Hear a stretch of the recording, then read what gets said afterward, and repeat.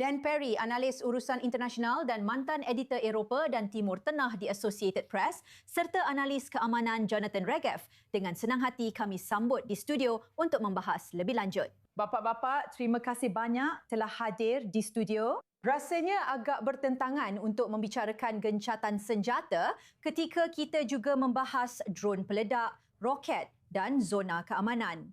Dan bagaimana pendapatmu tentang apa yang sedang terjadi di lapangan dan upaya diplomatik untuk mencuba menyelesaikan situasi ini? Jelas ini paling banter hanya merupakan gencatan senjata sebagian. Dan itu hanya terjadi karena sesuatu yang bisa dibilang cacat sejak awal, yaitu Iran bersikeras pada gencatan senjata di Lebanon jika mereka ingin melakukan pembicaraan dengan Amerika Serikat, yang kemudian tidak mereka lakukan dengan itikat baik.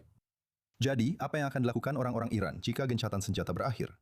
Apakah mereka akan meninggalkan pembicaraan yang sebenarnya sudah mereka tinggalkan?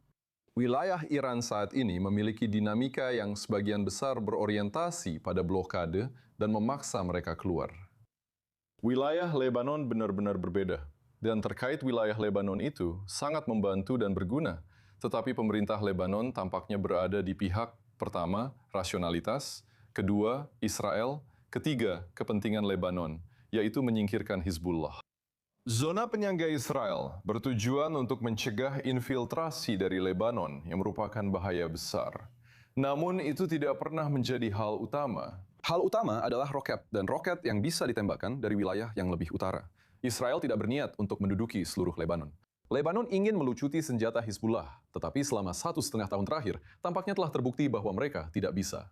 Dan oleh karena itu, pembicaraan yang berlangsung di bawah naungan Amerika Serikat dengan Lebanon ini sangatlah penting. Dan hari ini, Joseph Owen membela pembicaraan tersebut dengan mengatakan bahwa pembicaraan itu dilakukan dengan persetujuan Ketua Parlemen Lebanon, Berry, yang merupakan seorang Syiah dan sebagian sejalan dengan Hizbullah. Ini semua adalah tanda-tanda yang benar-benar sangat baik. Dan ini bermuara pada sesuatu yang cukup mendasar. Lebanon tidak bisa melakukannya, tapi mereka ingin melakukannya. Dan mereka memang seharusnya ingin melakukannya, karena Hizbullah merongrong wibawa negara Lebanon. Dan karena itu, mereka harus meminta bantuan.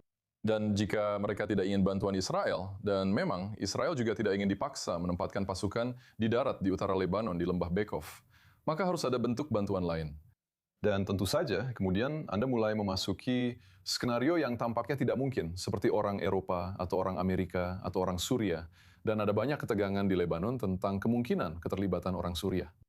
Tapi harus ada seseorang. Jika tidak, Hizbullah akan terus ada. Jadi kepala militer Israel bisa saja mengatakan apapun, bahwa mereka tidak akan mentolerir serangan. Yang bisa mereka lakukan hanyalah membalas. Hizbullah telah menunjukkan bahwa mereka cukup tangguh untuk bisa menahan bahkan serangan balasan Israel yang paling cerdik dan berdampak. Seperti operasi Beeper, seperti penyingkiran para pemimpin mereka. Jadi menurut saya, Lebanon pada dasarnya harus meminta bantuan. Dan dunia harus memperlakukan ini sebagai masalah internasional, meskipun dunia memang tidak antusias untuk terlibat dalam masalah pelik Timur Tengah lainnya.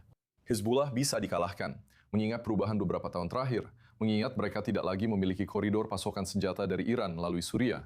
Tetapi kekuatan yang dibutuhkan harus lebih besar daripada sekedar kekuatan Lebanon saja. Siapa lagi yang secara realistis bisa membantu Yonatan dalam hal melucuti senjata Hizbullah selain IDF? Secara realistis, saya pikir ada dua kekuatan yang mungkin bisa melakukannya. Amerika Serikat, yang tentu saja merupakan negara adidaya utama. Dan Prancis, hanya karena Prancis memiliki kepentingannya sendiri di Lebanon, dan juga memiliki, saya sebut, simpati terhadap Lebanon. Semua itu benar, tapi saya tidak melihat salah satu dari mereka terburu-buru untuk turun tangan. Dan jika Anda mengatakan kepada orang Amerika atau Prancis bahwa mereka harus datang ke Lebanon dan membantu, mereka akan mengingatkan Anda bahwa pada tahun 80-an, ratusan tentara Amerika dan Prancis tewas dalam serangan yang dilakukan oleh Hizbullah. Jadi Prancis misalnya, yang menurut saya benar-benar memiliki banyak itikat baik dan harapan besar untuk menyelesaikan situasi ini.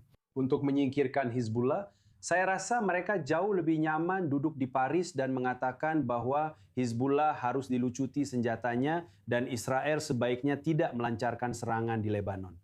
Semua itu benar, tapi seseorang harus melakukannya. Menurut saya, Prancis akan menjadi pilihan yang baik. Tapi saya tidak melihat mereka melakukannya. Bagaimana dengan legiun asing mereka yang terkenal dan sering disebut dalam lagu dan cerita? Sangat-sangat bagus. Mereka sangat baik. Menurutmu mereka akan turun tangan? Tentu saja. Mereka pernah melakukan operasi di Afrika. Omong-omong, Amerika Serikat dan Prancis ketika mereka menempatkan pasukan di Lebanon pada tahun 1980-an dan mereka tewas dalam serangan Hizbullah. Pada dasarnya, serangan bom bunuh diri. Tapi mereka tewas dalam pertempuran. Kita sedang membicarakan tentang kekuatan besar, 50.000 tentara yang harus masuk ke lembah Beka dan menumpas para penjahat ini.